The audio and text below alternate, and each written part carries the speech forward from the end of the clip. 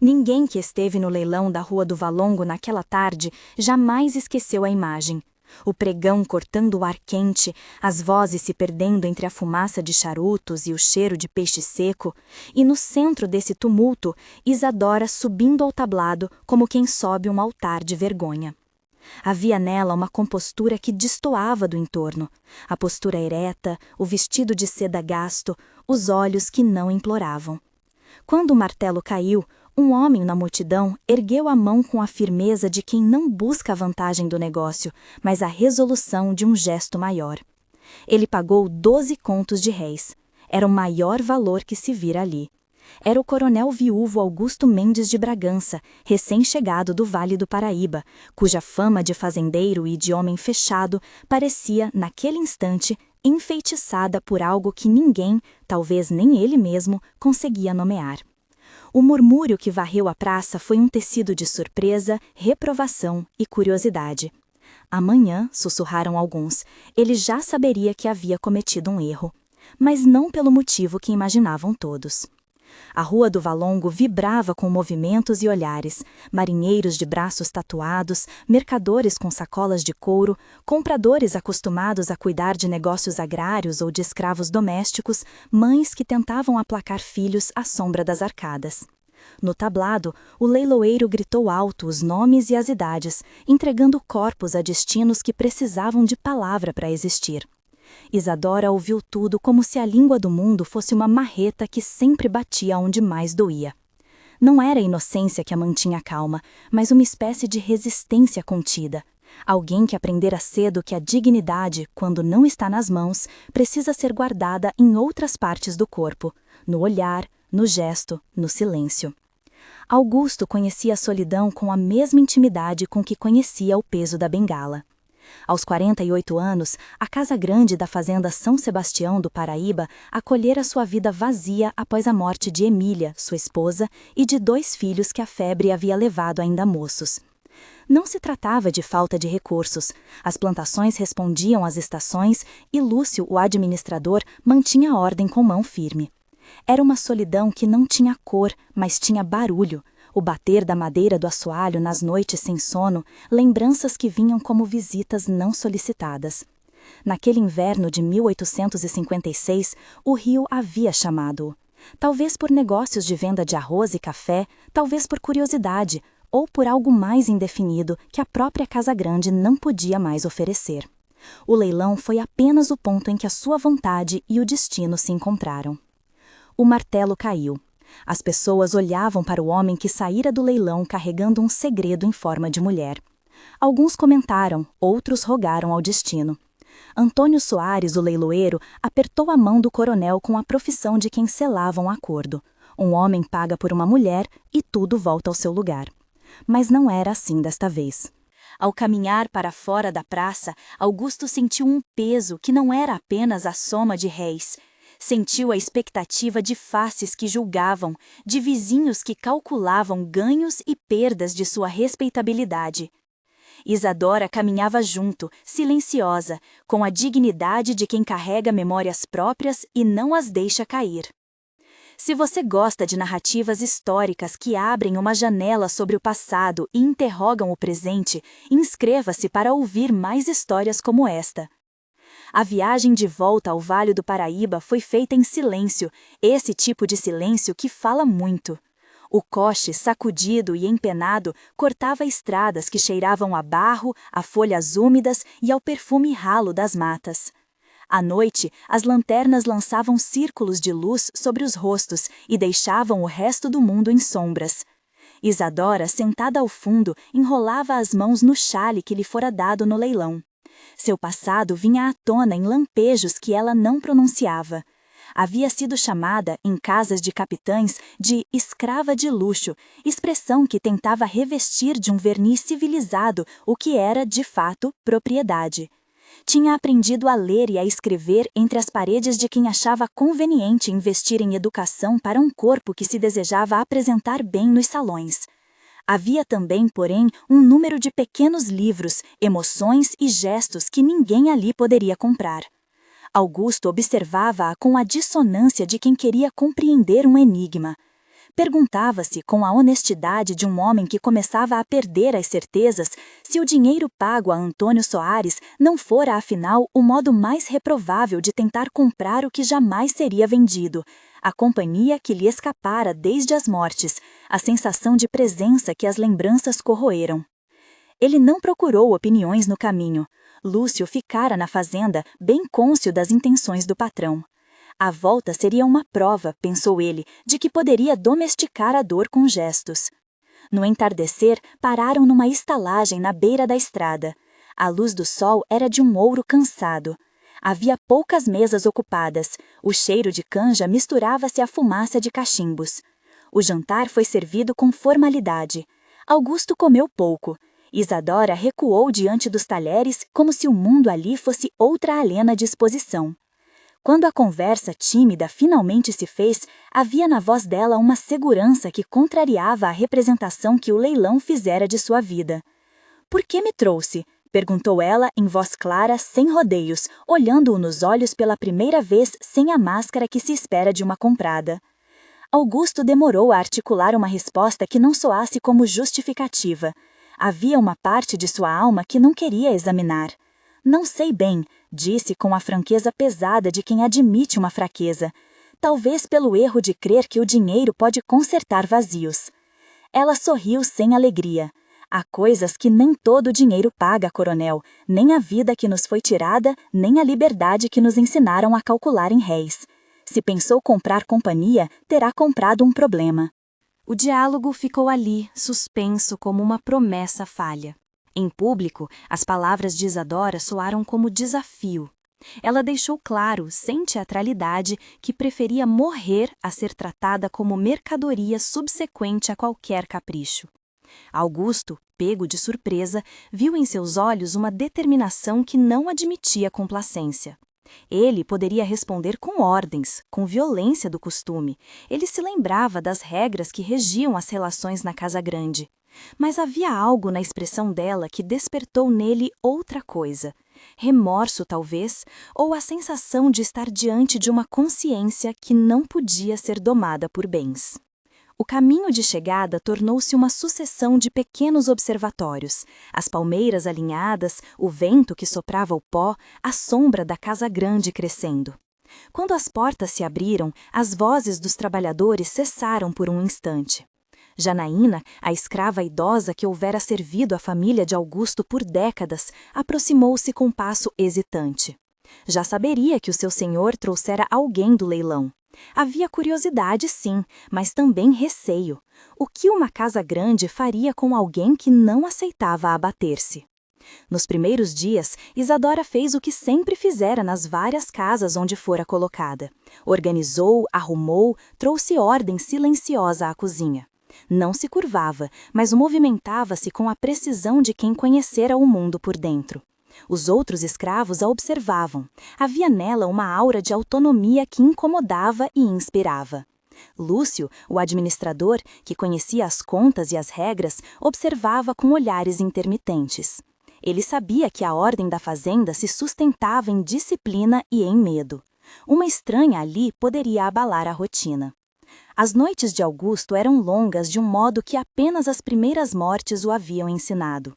Ele levantava-se para caminhar pelos corredores, o tapete rangendo sobre o peso, as janelas abrindo janelas de silêncio. Em seus pensamentos, Emília aparecia com frequência. Às vezes, percebia no rosto dela as mesmas feições que encontrava em Isadora, como se o passado desejasse se costurar no presente de forma inevitável. A noite, antes do que todos vieram a lembrar como amanhã, foi de insônia completa. Ele caminhou até o quarto que antes fora de Emília, tocou os móveis, leu uma carta antiga, sentiu as mãos vazias daquelas que já se foram. O amanhecer trouxe um grito que cortou a fazenda como uma navalha lançada no vento. Janaína correu distraída, as roupas batendo em seu corpo frágil. Chegou à ala dos fundos, ao quarto onde Isadora se dispunha para outras ocupações e encontrou o silêncio mais difícil. No chão, uma pistola velha, o cano negro reluzendo à luz que entrava pela fresta da janela. Isadora estava ali, com o semblante duro como pedra. Janaína viu as mãos trêmulas que seguravam a arma e percebeu com a clareza que a idade às vezes dá que ali havia uma escolha definitiva. Em questão de minutos, as pessoas se reuniram. Augusto, que ainda caminhava pela casa com olhos abertos de noite, foi chamado. Correu. Encontrou Isadora com a arma ao lado do rosto, o olhar dirigido mais para fora do que para ele, como se mirasse não a própria morte, mas a possibilidade de um fim que pertencia ao pertencimento. Havia na sua postura uma afirmação: não seria mais propriedade sem voz. Ele ouviu as palavras dela, que não foram espetáculo nem súplica, mas um relato de limite. Não serei vendida de cidade em cidade como se fosse um objeto quebrado. Prefiro escolher o fim a ser o que querem que eu seja. A presença do coronel mudou o tempo. Não havia teatralidade nesse momento. Havia apenas a fratura das convenções. Augusto percebeu com uma clareza brutal que fora cúmplice do regime que a antecedera. O homem que poderia ter ordenado e que raramente se permitira sentir humilhação, agora sentiu-se pela primeira vez pequeno diante de um gesto que não aceitava mais as cifras. Ele se aproximou sem pressa, sentindo a pulsação da própria mortalidade. Não fez menção de comando. Em vez disso, ajoelhou-se, como quem oferece companhia a um ser na beira do abismo, e não para dominá-lo, mas para estar ao seu lado. Havia um ato de igualdade naquele gesto. Um homem de botas, de bengala e de honras, ajoelhando-se diante de uma mulher que empunhava a pistola. O gesto quebrou as expectativas de quem esperava ver uma traição do poder. Levante, disse ele, com a voz ficando pequena. Não por mim, por você. Não posso aceitar que escolha a morte por me provar algo que a minha riqueza não explica. Isadora olhou por um tempo como se buscasse nas feições dele alguma pista de trapaça. Era difícil confiar na repentina compaixão de alguém que, até ontem, tinha capacidade de arrematar vidas. Ela riu, e o riso foi mais uma derrubada de máscara do que qualquer consolo. Amanhã você se arrependerá, disse ela, ou talvez já esteja arrependido. Mas arrependimento não compra liberdade. Augusto, como se decidisse que o arrependimento só teria forma se transformado em ação, obrigou-se a pensar nas consequências. Naquele instante, sem cálculos de honra nem medo do escândalo, ordenou que se buscasse um tabelião em Vassouras.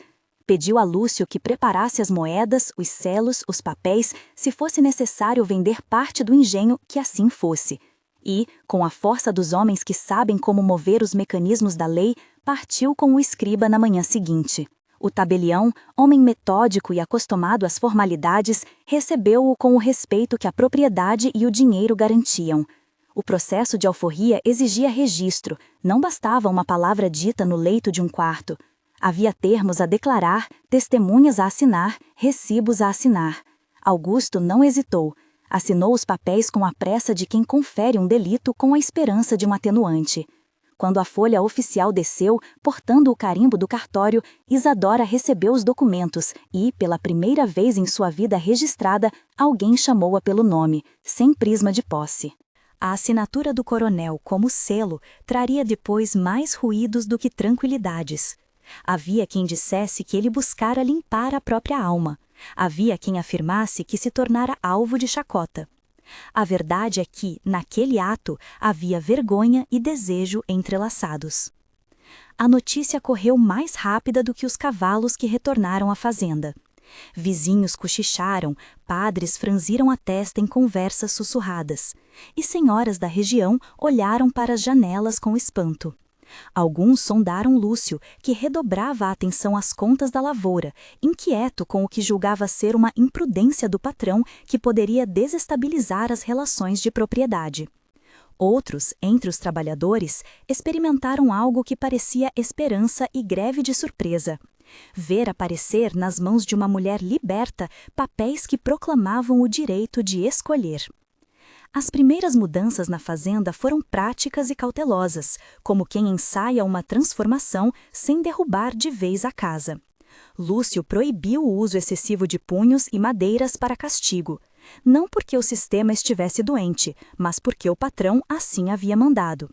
As horas de descanso foram reorganizadas para que famílias pudessem jantar juntas, e as mulheres que antes trabalhavam na cozinha e lavadeiras viram-se com mais autonomia para escolher tarefas. Não se abriu mão de todas as amarras. A economia da fazenda continuava dependente do trabalho remunerado de forma desigual, e alguns escravizados dificilmente renunciaram à esperança de perdas menores do que o abismo. Isadora, por sua parte, não se acomodou nem quis ser venerada. Tomou para si funções que lhe permitiam interagir com as pessoas. Ensinou crianças da casa e de outras residências próximas a ler as primeiras letras. Organizou a despensa para que houvesse menos desperdício. Ajudou Janaína a reconstruir receitas que mantinham a tradição da Casa Grande. Seus gestos eram de reconstrução, não de limpeza moral do passado. A sociedade ao redor reagiu de várias maneiras. Havia quem dissesse que o coronel se redimira com um ato público. Outros, que ele julgara com pecados privados e buscara lavar-se. A família de Augusto, reduzida a lembranças, não teria voz contra as conversas dos vizinhos. O próprio coronel passou a ser objeto de observação. Alguns o respeitavam pela coragem de transgredir costumes, outros o consideravam tolo. A imprensa local, que ainda era um rumor em folhetos e letras amontoadas em cafés, falou do casamento que viria alguns anos depois como o ápice do escândalo. Mas a vida na fazenda continuou sua rotina, agora com novas tensões e pequenas vitórias cotidianas. O matrimônio entre Augusto e Isadora ocorreu 2 anos depois. Não foi um evento que resolvesse questões sociais.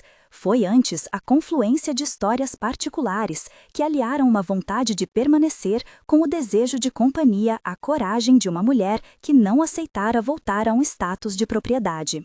A cerimônia reuniu escravos e brancos, vizinhos e parentes, olhares de reprovação e surpresa.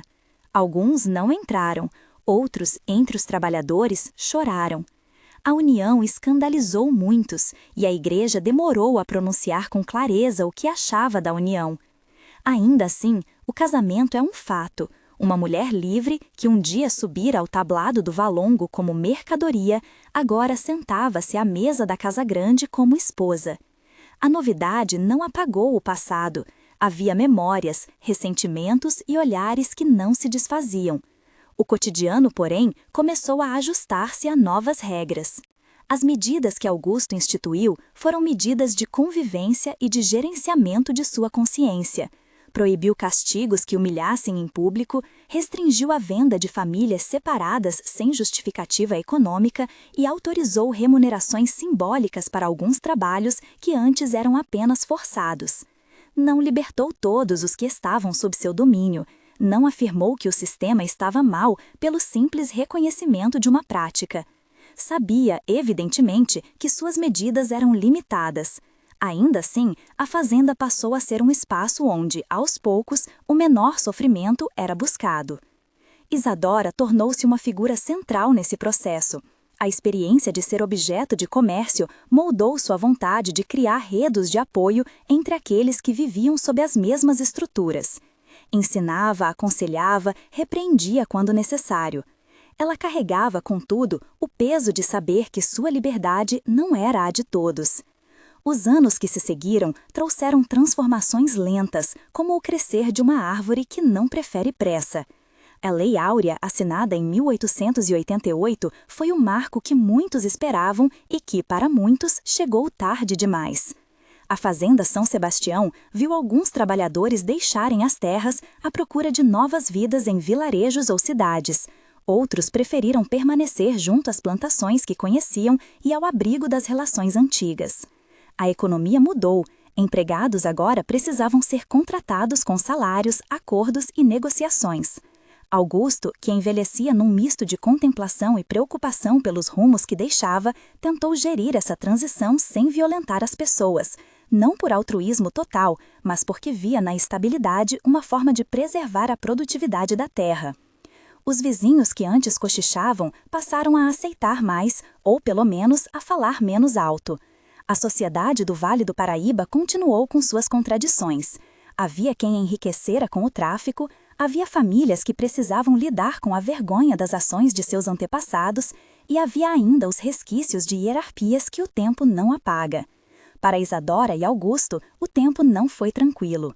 Ambos envelheceram com marcas, ele com o que chamara de consciência gastral, ela com a tristeza de saber que muitos sofreram ainda mais por causa de instituições que não acabavam com um papel de alforria. Mas a vida prosseguiu. A casa grande, com sua varanda que olhava as manhãs e recolhia os entardeceres, viu nascer e morrer gerações, testemunhando a fraqueza e a persistência humana. Augusto faleceu em 1894. A notícia foi recebida com pesar sincero. Havia alguém que envelhecera com certo despojamento de vaidades, que passara os últimos anos da vida refletindo sobre suas faltas. Não foi um santo, jamais quis ser. Em seu testamento, deixou algumas disposições que beneficiavam pessoas que há anos cuidaram da propriedade. Deixou pequenas pensões a trabalhadores mais velhos e destinou parte das terras para mãos que cuidassem das plantações. Seus atos finais foram, em parte, tentativas de remediar erros cometidos em décadas em que o regime legitimara retiradas e perdas de direitos. Havia, no entanto, limites que dinheiro e intenções não apagariam. A história do país continuava, com suas dívidas e contradições. Isadora viveu quase 20 anos mais. Morreu em 1912, cercada por algumas gerações que ela ajudara a formar. Chegou ao fim de sua vida com a profunda certeza de que, embora tivesse conquistado uma liberdade que muitos desejavam, não fora capaz de libertar todos os que dela precisaram. Não acreditou em redentores, acreditou em pequenas ações que urdiam tecido social diferente. Sua morte foi sentida por muitos como a perda de uma mulher que atravessara o tempo com coragem e que, sobretudo, mantivera a dignidade mesmo quando as circunstâncias insistiam em transformá-la em um objeto. A história do coronel que comprou a escrava mais linda do leilão e se arrependeu amanhã é, portanto, menos um conto de final feliz e mais um espelho das contradições humanas diante das estruturas. O arrependimento do coronel foi real. A alforria trouxe uma reparação pessoal, mas não apagou a violência do sistema. As medidas na fazenda melhoraram vidas, sem, no entanto, reescrever o passado de todos. A união entre Augusto e Isadora escandalizou e também possibilitou um espaço onde se tentaram outras formas de convívio, mais humanas, ainda que permeadas por inevitáveis desigualdades. Olhar para essa história é olhar para um tempo em que escolhas individuais reverberavam para além do gesto imediato. Há na narrativa uma lição amarga e necessária.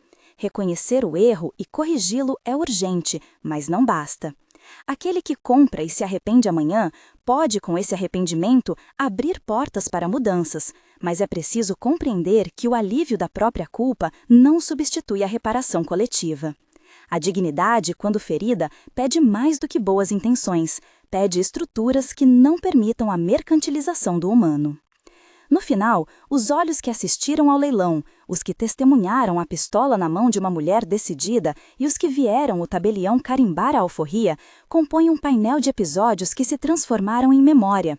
A fazenda seguiu com suas estações, com ventos que varreram as folhas e com mãos que plantaram e colheram. Gerações lembraram-se de Isadora não só como aquela que fora comprada, mas como a mulher que optou por firmar seu nome na história de sua terra. De Augusto lembraram-se, por vezes, com crítica e por vezes com gratidão, porque, ao menos, transformou um gesto em ação que deu margem a uma vida diferente. O que começa como um ato individual, como a compra em um leilão, pode transformar uma casa. Pode mostrar que o arrependimento, quando convertido em reparação concreta, produz consequências. Mas é necessário manter a honestidade histórica. A libertação de uma mulher não apagou o sofrimento de tantas outras, nem engenhou por si só uma mudança estrutural. É preciso, sempre, olhar para a história com a vontade de aprender que as escolhas morais exigem mais do que sentimento. Exigem trabalho contínuo, políticas que reconheçam injustiças e medidas que as corrijam por completo. E você, diante dessa história, do homem que comprou e do arrependimento que virou alforria, o que faria? Comente abaixo, compartilhe esta narrativa com alguém que precisa refletir sobre as marcas do passado e as responsabilidades do presente.